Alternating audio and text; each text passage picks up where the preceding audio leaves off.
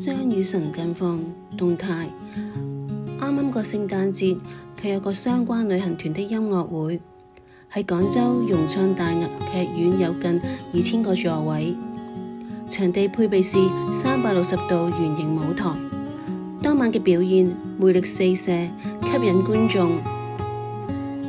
雨晨一身打扮好有節日氣氛，雨晨好有心思，仲戴上聖誕帽，增添咗節日嘅氣氛。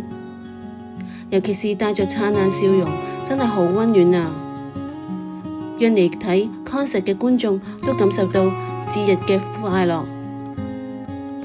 當晚雨晨演唱了多首歌曲，包括有電視劇歌曲《撞海》演唱會主題《No Wawa》，仲有聖誕歌，現場氣氛非常好。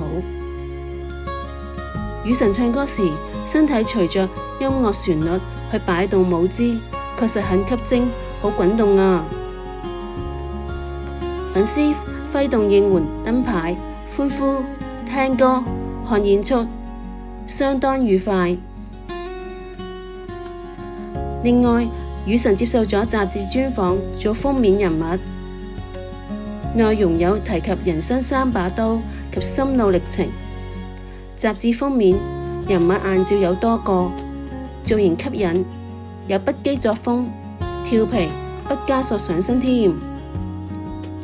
雨晨喺10月25號生日，同著名畫家畢加索一樣㗎，真係好奇妙。相片中的他，衣着髮型都係相當有魅力，有個性，很帥氣，配襯出雨晨畫公仔的另一方面才藝。相信粉絲們都會非常喜歡。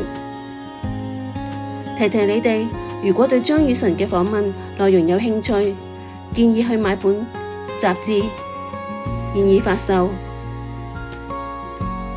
年尾除夕夜，張雨晨將會舉行個人跨年演唱會《The No Wawa Ball》，演出日期2025年12月31日星期三，演出時間晚上9點30分，演出地點香港亞洲國際博覽館8號展館。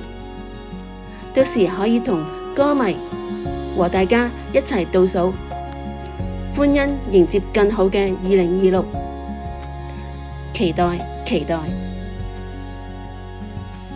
下次再會，多謝。